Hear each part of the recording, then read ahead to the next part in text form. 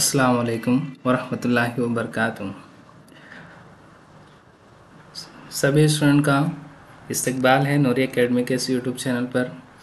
आज हम लोग पीपल डेवलपमेंट और इन्वायरमेंट जो कि यूजीसी नेट का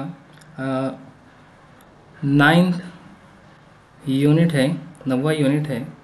इस यूनिट में हम लोग पीपल डेवलपमेंट और इन्वायरमेंट से रिलेटेड तमाम तर मालूमात को हासिल करेंगे और सीखेंगे इस पर से क्वेश्चन किस तरीके से बनाए जाते हैं। मैं हूं अंसारी नईम, मैंने ज्योग्राफी से नेट क्वालिफाई किया है और आपको पीपल डेवलपमेंट और इन्वायरमेंट ये यूजीसी नेट का टॉपिक मैं आपको ओवरऑल कवर करवाने वाला हूं इंशाल्लाह।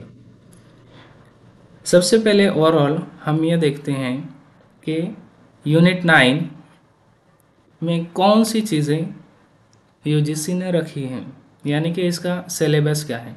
आप देख सकते हैं इसमें पीपल डेवलपमेंट और इन्वायरमेंट का जो सिलेबस है वो यहाँ पर लिखा हुआ है।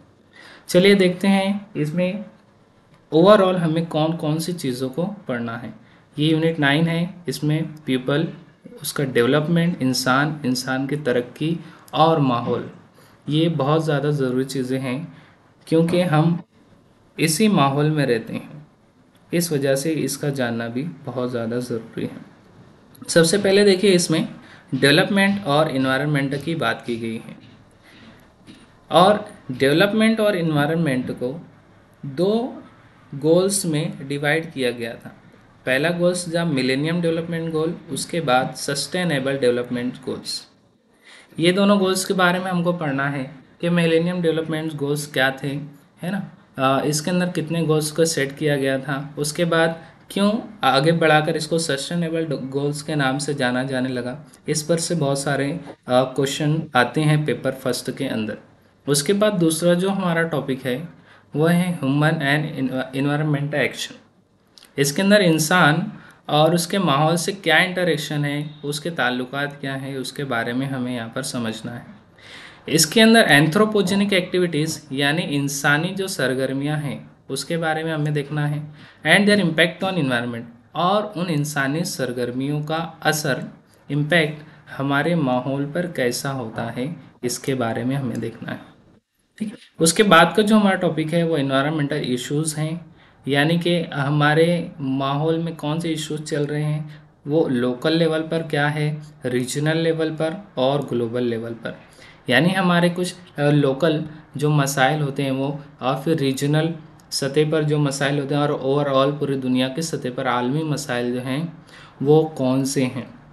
इसके अंदर आता है एयर पॉल्यूशन, जो कि आज पूरे दुनिया भर का ग्लोबल मसला है, इशू है। उसके बाद वाटर पॉल्यूशन भी है, सॉइल पॉल्यूशन और नॉइस पॉल्यूशन, यानी कि हवा की आलूदगी है, पानी की आलूदगी है, मिट्टी की आलूदगी है, और सौती आलूदगी यानी आवाज़ की आलूदगी।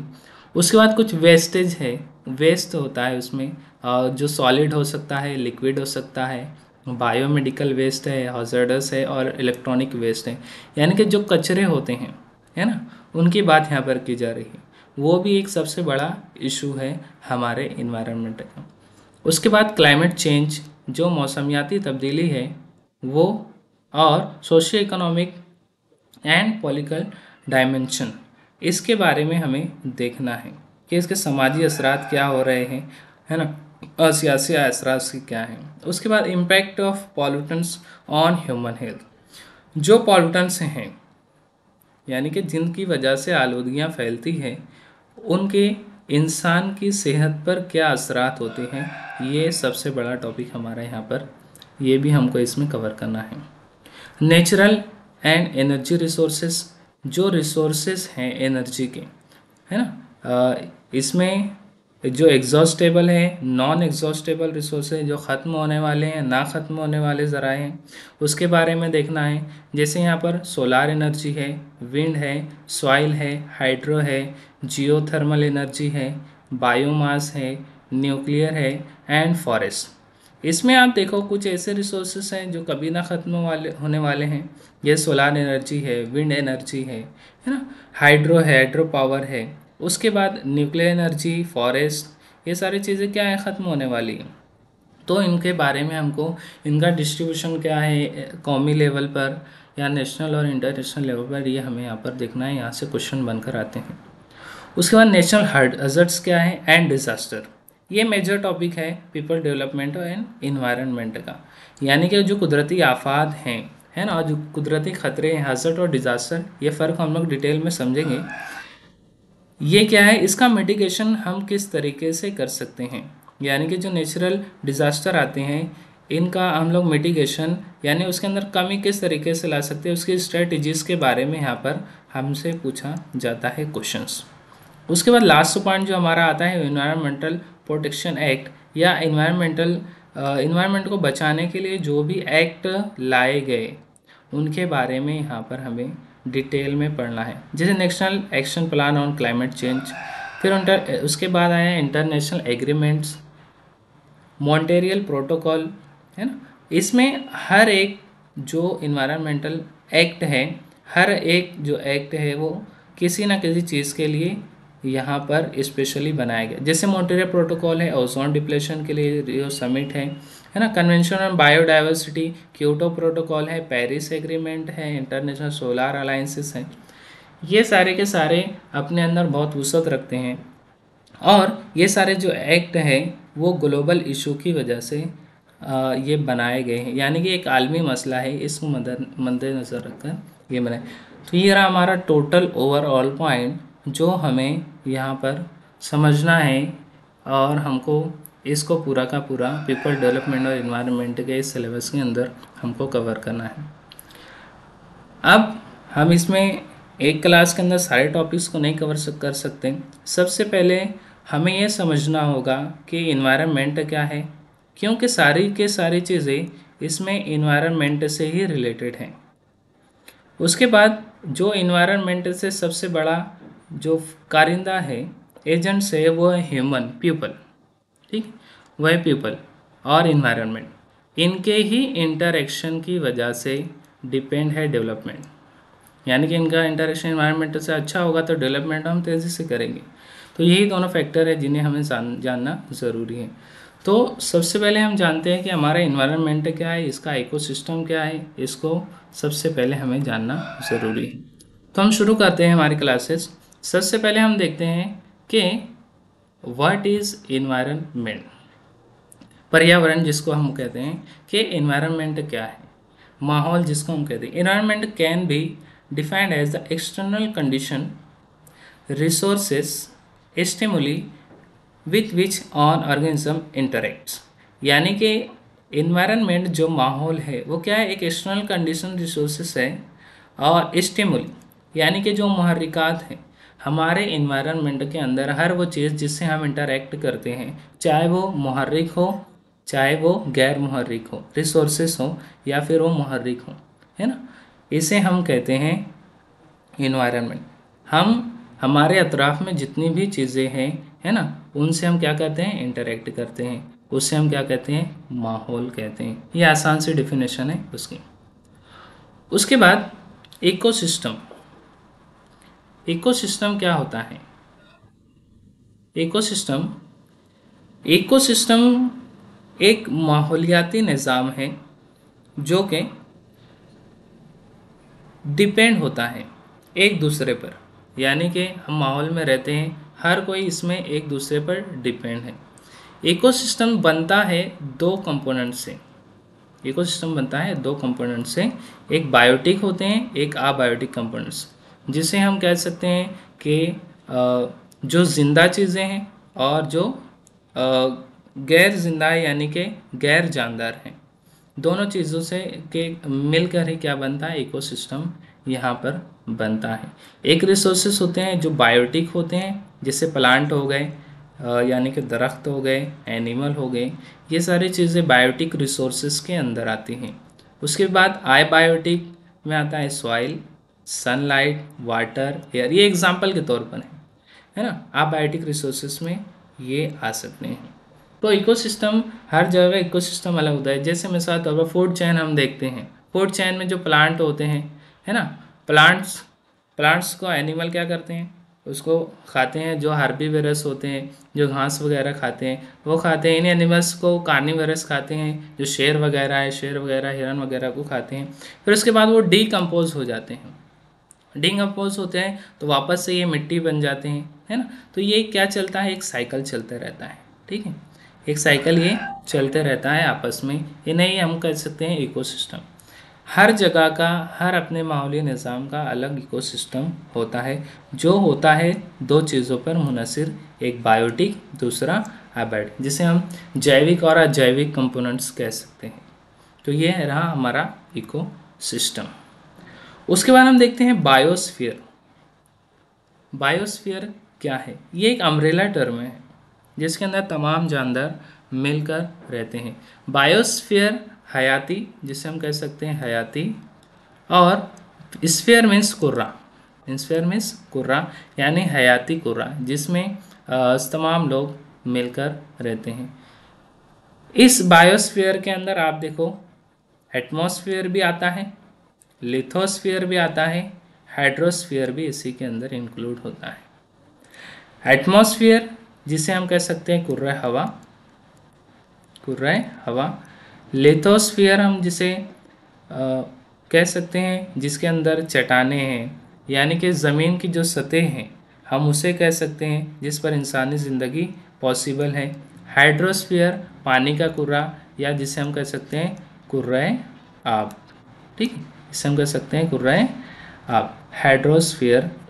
अब इनको जानना बहुत ज़रूरी है। इसमें सबसे इम्पोर्टेंट है एटमॉस्फेयर। एटमॉस्फेयर की चारों लेयर्स के बारे में हमको डिटेल में पढ़ना है। यहाँ से क्वेश्चन सबसे ज़्यादा पूछे जाते हैं। सबसे पहले लेयर है ट्रोपोस्फेयर, स्ट्रेटोस्फेयर, मेसोस्फेयर, थर्मोस्फेयर। आगे हम इस लेयर के बारे में डिटेल में जानने की कोशिश करेंगे। तो इन चीज़ों को समझना हमें ज़रूरी है कि बायोस्फीयर जो हयाती कुर्रा है वो इन्हीं के ऊपर क्या होता है, डिपेंड होता है। उसके बाद हम समझते हैं कि हमारा जो इकोसिस्टम है, जो अभी हमने ऊपर देखा कि वो क्या होता है, यहाँ पर हम डिटेल में उसको समझने की कोशिश करेंगे। तो यहाँ पर देखिए, what is an ecosystem? The ecosystem is a structural and functional unit of ecology where living organisms interact with each other and surrounding environments। जैसे कि मैंने पहले ही कहा कि जैसे फूड चेन होती है ना, वहाँ पर लिविंग ऑर्गेनिज्म क्या करते हैं कि एक दूसरे से इंटरेक्ट करते हैं। जो जिंदा चीज़ें हैं वो क्या करती है, एक दूसरे से इंटरेक्ट करती हैं। ये जो इकोसिस्टम सबसे पहले टेंसले ने दिया था, जो एक बॉटनिस्ट थे 1935 में। इसको नोट कर लीजिए, यहाँ से क्वेश्चन बन सकते हैं कि इकोसिस्टम ये टर्म किसने दिया था। तो टेंसले ने दिया था, जो एक बॉटनिस्ट थे, उन्होंने 1935 में इस यूनिट्स को दिया था। अब देखिए, इकोसिस्टम तो हमें समझ गया कि एक माहौलियाती निज़ाम क्या है। हर जगह का माहौलियाती निज़ाम अलग होता है। जैसे स्वाना का ग्रासलैंड है, घास के मैदान, वहाँ का इकोसिस्टम अलग होगा। किसी टुंड्रा या ताइगा रीजन से है ना, बर्फानी इलाके, वहाँ का इकोसिस्टम अलग होगा। कोई रेगिस्तान है, डेजर्ट है, वहाँ का इकोसिस्टम अलग होगा। तो ये सारी चीज़ें हैं कि बायोस्फीयर के अंदर कई इकोसिस्टम हो सकते हैं। अब इसमें देखें, जो इकोसिस्टम है उसके बहुत सारे टाइप्स यहाँ पर देखने को मिलते हैं, है ना। इकोसिस्टम के बहुत सारे टाइप्स हैं। सबसे पहले आते हैं टेरेस्ट्रियल इकोसिस्टम, यानी कि जो ज़मीनी है, जो ज़मीनी है, ज़मीनी माहौलियाती निज़ाम जिसे हम कह सकते हैं। इसके अंदर आप देखो फॉरेस्ट आ जाते हैं, यानी कि जो जंगलात हैं, इनका एक अपना अलग इकोसिस्टम होता है। घास के मैदान, जो घास के मैदान होते हैं, जैसे स्वाना घास का मैदान अफ्रीका, ये हो गया। वेल्ड घास का मैदान साउथ अफ्रीका, ये इलाके हो गए। पंपास घास का मैदान है, परेरी घास का मैदान है ना, लानोज है, कंपोज है, देयर आर मेनी ग्रासलैंड्स, है ना, ये पाए जाते हैं। तो इनके घास के मैदानों का इकोसिस्टम अलग होता है। फिर बात टुंड्रा रीजन्स। टुंड्रा रीजन्स जो कोल्ड डेजर्ट हम कह सकते हैं, है ना, नॉर्थ पोल और साउथ पोल पर ये पाए जाते हैं टुंड्रा रीजन्स का। इनका भी इकोसिस्टम अपना अलग होता है। उसके बाद डेजर्ट, डेजर्ट जिसको हम कहते हैं हॉट क्लाइमेटिक कंडीशन जहाँ पर देखने को मिलते हैं डेजर्ट, उसका भी इकोसिस्टम अलग होता है। यहाँ पर ये सारी के सारी चीज़ें रिलेटेड है किससे, ज़मीन से, टेरेस्टेरियल से, ठीक है ना। ये कैसा सिस्टम है, टेरेस्टेरियल सिस्टम है, ज़मीन से मुंसलिक सिस्टम है। उसके बाद आता है दूसरा एक्वेटिक, यानी कि आबी जिसे हम कह सकते हैं, या पानी वाला, ठीक है ना। आबी माहौलियाती निज़ाम, आबी माहौलियाती निज़ाम के आप अंदर देख लीजिए, सबसे बड़ा जो इकोसिस्टम है वो हमें समंदर में देखने को मिलता है, या जिसे हम बहरी कह सकते हैं, बहरी माहौलियाती निज़ाम, मरीन इकोसिस्टम। उसके बाद आता है फ्रेश वाटर। यहाँ पर फ्रेश वाटर में आ जाएगी नदियाँ, झील, तालाब, जितने भी फ्रेश वाटर की चीज़ें हैं वो यहाँ पर हमें देखने को मिलती हैं, यानी कि मीठे पानी के जो इकोसिस्टम अलग होते हैं वो अलग। समंदरी या मरीन को हम कह सकते हैं, बहरी इकोसिस्टम को हम लोग नमकीन पानी का इकोसिस्टम या नमकीन पानी का माहौलियाती निज़ाम, और फ्रेश वाटर को हम मीठे पानी का माहौलियाती निज़ाम भी कह सकते हैं। अब फ्रेश वाटर की भी कितने टाइप्स हैं, दो टाइप्स हैं, लेंटिक और लॉक्टिक। लेंटिक में वो आता है जो पानी जमा हुआ है ना, जो पानी एक जगह जमा, जैसे तालाब है, झीलें हैं, है ना, इनका एक इकोसिस्टम अलग होता है छोटे पैमाने पर। लॉक्टिक यानी कि जो बहते हुए पानी है ना, जो रनिंग वाटर है, ठीक है, बहते हुए पानी का अपना एक इकोसिस्टम अलग होता है। तो ये दोनों इकोसिस्टम, लेंटिक और लॉक्टिक, इस टर्म को याद रखिए। एक जमे हुए पानी का इकोसिस्टम है और एक बहते हुए पानी का इकोसिस्टम। फिर उसके बाद है वेटलैंड्स। वेटलैंड्स ऐसे इलाके होते हैं, वेटलैंड्स को हम नेक्स्ट जो हमारी जो कन्वेंशन है ना, कन्वेंशन है, उसके अंदर हम वेटलैंड्स को अच्छी तरीके से पढ़ेंगे। ये वो इलाके होते हैं जो कुछ हद तक पानी से घिरे हुए होते हैं, जमे हुए थे, कुछ हद तक कुछ महीने इसमें पानी होता है, तकरीबन 6 महीने पानी होता है और फिर नहीं होता है ना। ये वेटलैंड्स और रामसर कन्वेंशन में आते हैं। इंडिया के अंदर वेटलैंड्स आप देखो तो 49 वेटलैंड्स हैं। इनके बारे में हम लोग डिटेल में दूसरे लेक्चर में पढ़ने वाले। ये इनका भी एक अपना इकोसिस्टम होता है जो कि रिलेटेड है एक्वेटिक या पानी के इकोसिस्टम से। अब इसको समझने के लिए इस इमेज में देखिए, इसमें बायोम्स को बताया गया है ना। बायोम्स यानी हयाती कुर्रा, हयाती जो हयात है, हयाती कुर्रा है, उसके बारे में हमको यहाँ पर देखना है। जो बायोम्स पाए जाते हैं दुनिया में वो किस तरीके से, कैसे कंडीशन में और कैसे होते हैं, ये यहाँ पर इस इमेज के ज़रिए आपको आसानी से समझ जाए। इसमें एक बात याद रखिए कि ये जो चीज़ें आपको नज़र आ रही है, ट्रायंगल, ये जो एहराम आपको नज़र आ रहा है, ये पूरा का पूरा आपको बायोम्स के बारे में दिखाता है। जैसे यहाँ पर देखिए, दो क्लाइमेटिक कंडीशन यहाँ पर देखने को मिल रही हैं। जैसे इस जगह पर, इस कॉर्नर में लेफ्ट साइड में, यहाँ पर आप देखिए, एक है हॉट कंडीशन यानी गर्म इलाके, गर्म, और दूसरा है वीट यानी कि नम, ठीक है। एक तो गर्म है, दूसरा है नम, यानी कि यहाँ पर सूरज की रोशनी ज़्यादा है और बारिश भी क्या है, ज़्यादा है। अब बारिश और सूरज की रोशनी ज़्यादा होने की वजह से यहाँ पर जंगलात सबसे ज़्यादा होंगे। वहीं हम इस तरफ आते हैं तो डिक्रीजिंग मॉइस्चर देखने को मिलता है, यानी नमी जो है उसमें कमी आने लगती है। और जब नमी में कमी आएगी तो ये क्या हो जाएगा, बारिश नहीं होगी, तो ये इलाके डेजर्ट के होंगे, है ना। ऐसे ही जब हम नॉर्थ में जाते हैं, नॉर्थ लैटिट्यूड की जानिब और साउथ लैटिट्यूड की जानिब, तो इन चीज़ों में हमें तब्दीलियाँ देखने को मिलती हैं। बिल्कुल ऊपर साइड में हम आते हैं नॉर्थ पोल पर और साउथ पोल पर, तो पूरी कोल्ड कंडीशन हमको देखने को मिलती हैं। यहाँ पर टुंड्रा बायोम्स नज़र आते हैं हमको। फिर उसके नीचे हम आते हैं तो कुछ हद तक ताइगा बायोम्स नज़र आते हैं। उसके बाद 30 डिग्री से अगर हम ऊपर जाते हैं तो हमको टेम्परेट ग्रासलैंड, टेम्परेट फॉरेस्ट और डेजर्ट देखने को मिलते हैं, ठीक है। इसको समझने के लिए हमें वर्ल्ड मैप में देखिए, जैसे यहाँ पर हमें बायोम्स को अगर समझना है तो बायोम्स जो इक्वेटर है ना, जो इक्वेटर का एरिया है, अगर हम इक्वेटर यहाँ से मान के चलते हैं कि अगर इक्वेटर यहाँ पर है तो सबसे ज़्यादा हाईएस्ट बायोम्स या इकोसिस्टम हमें इसी 0 to 30 डिग्री के दरमियान इसी इलाके में देखने को मिलते हैं। ठीक है, यहीं पर सबसे हाईएस्ट इकोसिस्टम होता है, क्योंकि यहाँ की जो क्लाइमेटिक कंडीशन है वो कैसी होती है, एक तो गर्म होती है, दूसरी कैसी होती है, मरतूब होती है। उसके बाद जैसे जैसे हम ऊपर जाते हैं नॉर्थ में और साउथ में, जैसे जैसे हम जाते हैं तो माहौलियाती निज़ाम में और बायोम्स में कमी आती है। बायोम्स में क्या आती है, कमी आती है, ये डिक्रीज होते हुए चले जाते हैं। बस हमको यही याद रखना है कि जो इक्वेटर है यानी ख़त इस्तवा है, ख़त इस्तवा से दूर जाने पर इकोसिस्टम में और बायोम्स में कमी होती चली जाती है।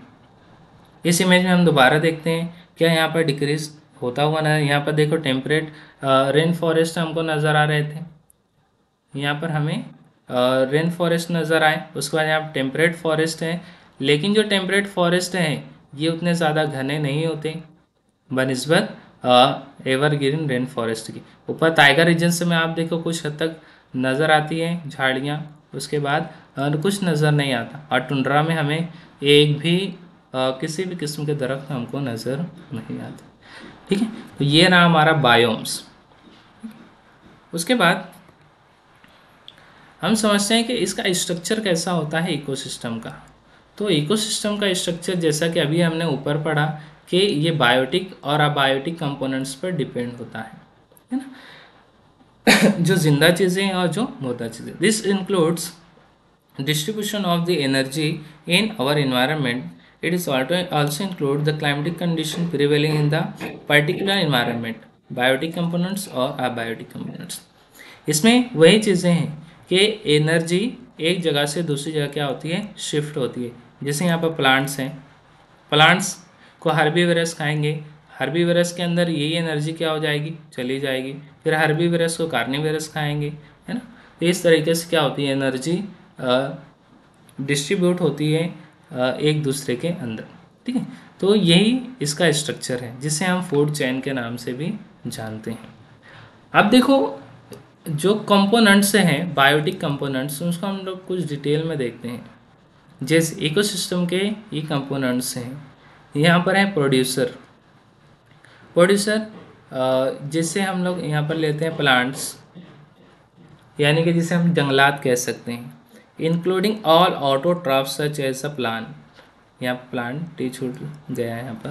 देखो ऑटोट्रॉफ्स, इस टर्म को याद रखिए, ऑटोट्रॉफ्स यानी कि वो जानदार जो खुद से अपनी ग़िज़ा तैयार करते हैं, खुद से ग़िज़ा तैयार करते हैं, इन्हें हम कहते हैं ऑटोट्रॉफ्स। जैसे दरख्त हो गए, सारे दरख्त क्या कहते हैं, खुद से ही अपनी ग़िज़ा को तैयार करते हैं, ये ऑटोट्रॉफ्स हैं। और इन ऑटोट्रॉफ्स को क्या कहते हैं, हम प्रोड्यूसर कहते हैं।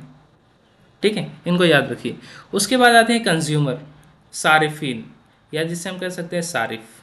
ठीक है ना, जो इन प्रोड्यूसर को क्या करते हैं, अपनी ग़िज़ा के तौर पर इस्तेमाल कर सके।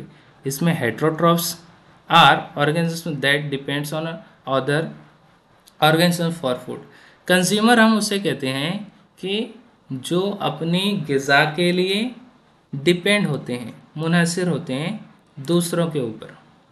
ठीक है ना, अपनी ग़िज़ा के लिए दूसरे ऑर्गेनिज्म पर ऑर्गेनिज्म के ऊपर क्या होते हैं, मुनहसर होते हैं। ये कंज्यूमर्स प्रोड्यूसर को क्या करते हैं, बतौर ग़िज़ा फूड यूज़ करते हैं।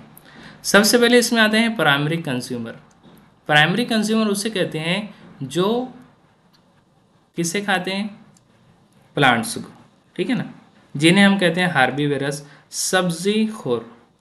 क्या कहते हैं, सब्जी खोर हैवानात जिसे हम कहते हैं, जो सिर्फ और सिर्फ प्लांट को या दरख्तों की पत्तियों को, पेड़ पौधों को अपनी ग़िज़ा के तौर पर इस्तेमाल करते हैं। इसके अंदर कौन से जानदार हो सकते हैं, मिसाल हिरने हैं, भेड़ है, बकरियां वगैरह हैं, ये सब इसके अंदर आते हैं, गुलहरी वगैरह है, ये हार्बीवरस हैं, ये सब इनको इस्तेमाल करते हैं बतौर ग़िज़ा। उसके बाद आते हैं सेकेंडरी कंज्यूमर, जो सानवी सारिफ है ना।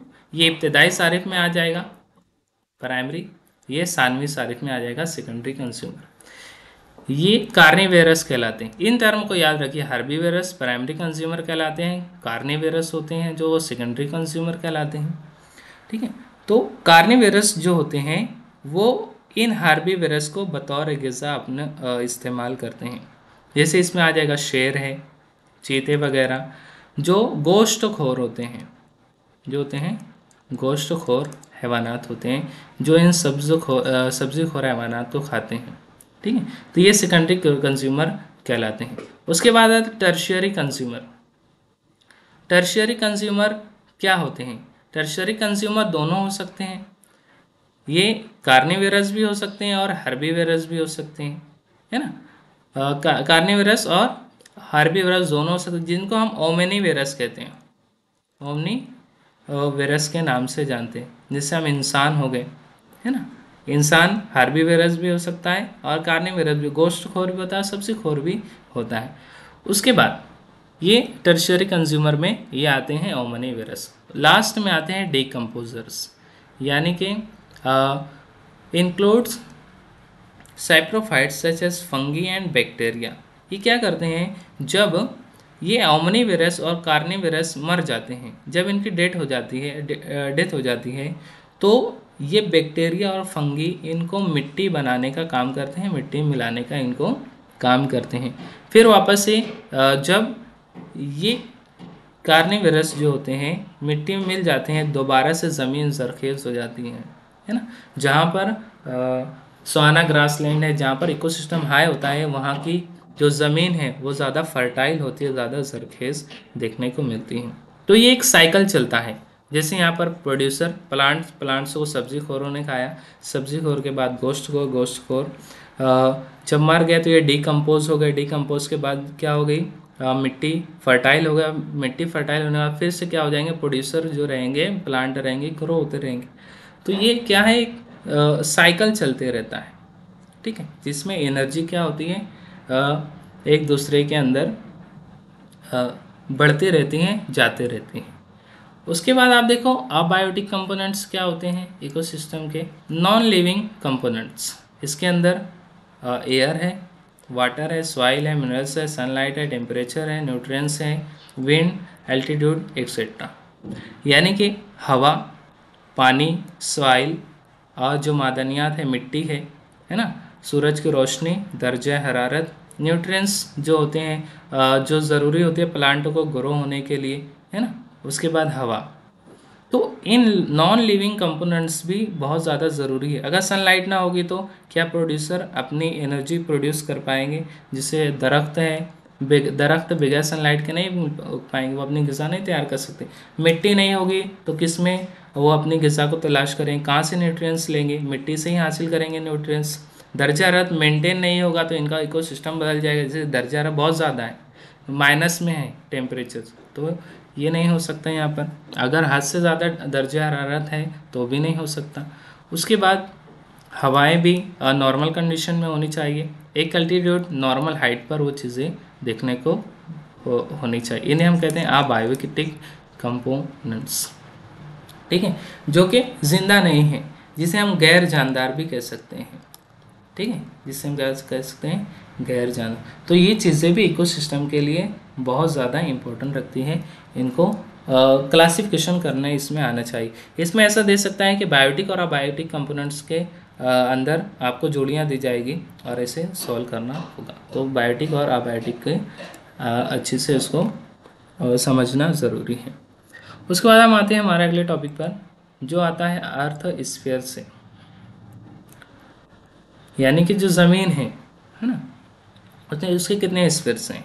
जैसे अभी हमने ऊपर पढ़ा था, इसके बारे में देख लेते हैं। Everything in earth system can be placed into one of 4 major sub system. जो अर्थ है उसके मेजर जो सिस्टम्स हैं वो 4 हैं। एक ज़मीन, लैंड का एरिया, वाटर पानी, लिविंग थिंग्स बायोस्फीयर की बात, और एयर यानी कि यहाँ पर एटमॉस्फेयर की बात हो रही है। These 4 systems are called spheres, जिन्हें हम क्या कहते हैं, कुर्रा कहते हैं। जैसे लिथोस्फीयर ज़मीनी कुर्रा, है ना, हाइड्रोस्फीयर आबी कुर्रा, बायोस्फीयर लिविंग थिंग्स जिसे हम हयाती कुर्रा कहते हैं, और एटमॉस्फीयर जिसे हम कहते हैं कुर्रा हवा, कुर्रा हवा जिसे हम कहते हैं। ये ज़मीनी कुर्रा हो गया लिथोस्फीयर, हाइड्रोस्फीयर आबी कुर्रा, बायोस्फीयर लिविंग थिंग्स, और एटमॉस्फेयर यानी कुर्रे हवा। इन चारों कुर्रों को जानना ज़रूरी है। इसमें सबसे इम्पोर्टेंट है एटमॉस्फेयर। यहाँ पर देख लो ये चार स्पेस एक दूसरे से इंटरेक्ट करते हैं। जैसे एटमॉस्फेयर हो गया, एटमॉस्फेयर के है, इसके अंदर क्लाउड का फॉर्मेशन है, रेन है, ये सब चीज़ें क्या है एटमॉस्फेयर में ज़रूरी है। हाइड्रोस्फीयर में यहाँ इवापोरेशन होता है, प्लांटों को पानी वगैरह मिल जाता है एंड ग्राउंड लेवल से। उसके बाद जो लिथोस्फीयर है जिसके अंदर प्लांट ग्रो होते हैं, डिकम्पोज इसी में होते हैं। तो ये क्या एक साइकिल है। इसमें से अगर हम एक चीज़ को भी हटा दें तो हमारा इकोसिस्टम सही तरीके से काम नहीं करेगा। इसलिए हर चीज़ें यहाँ पर बहुत इम्पोर्टेंट हैं, ज़रूरी हैं। ठीक। उसके बाद देखते हैं लिथोस्फीयर, ज़मीनी जो कुर्रा है, लैंड है, वो क्या है।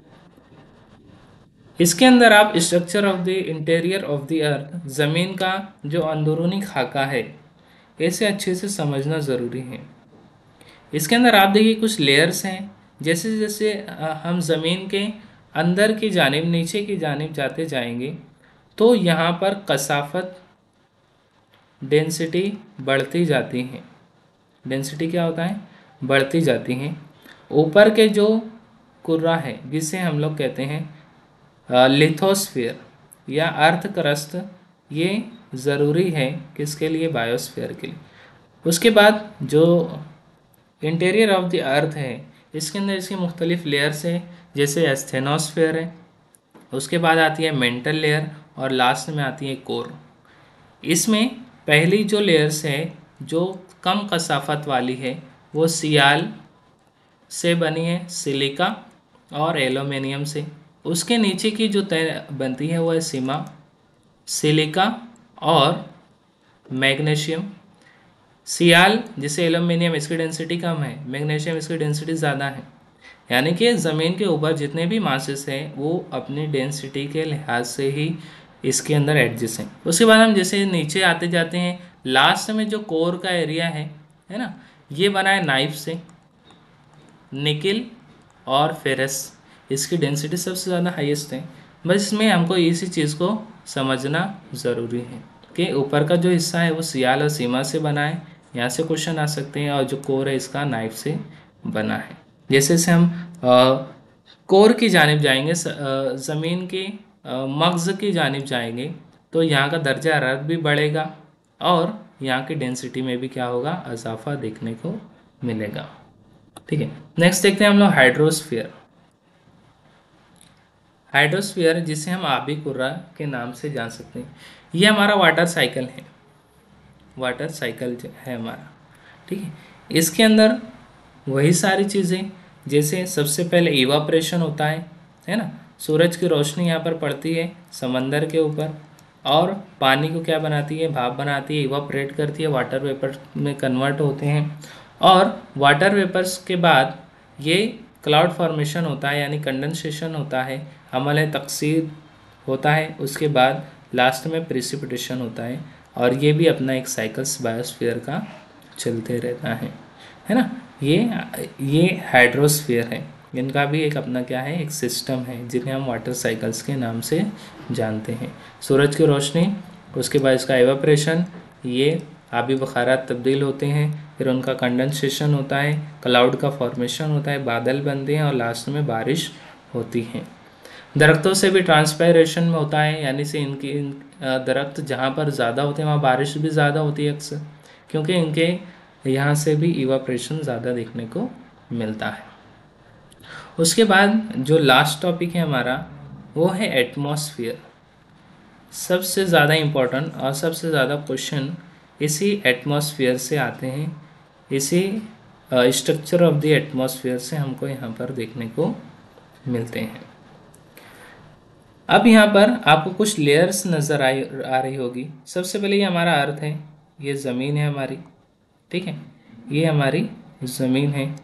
अब इसके ऊपर जो ट्रोपोस्फियर है, ये वाली लेयर्स देख लीजिए यहाँ पर, ये जो ट्रोपोस्फियर है ये इसकी थिकनेस, इसकी कसाफत सबसे ज़्यादा है, इसकी डेंसिटी डेंसिटी जो है सबसे ज़्यादा देखने को मिलती है।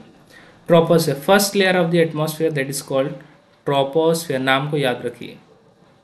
जो ट्रोपोस्फेयर है यानी कि ज़मीन है हमारी, उसके ऊपर गिलाफ है ना, हवा का क्या है, गिलाफ है, जिसकी वजह से ही, और इस हवा के गिलाफ के अंदर मुख्तलिफ गैसें मौजूद हैं, जैसे नाइट्रोजन है, ऑक्सीजन है, ऑर्गन है, हेलियम है ना, बहुत सारी गैसें इसके अंदर मौजूद है, और इसी की वजह से ही हमारी अर्थ पर लाइफ पॉसिबल है। अगर ये गिलाफ ना होता तो लाइफ पॉसिबल नहीं होती।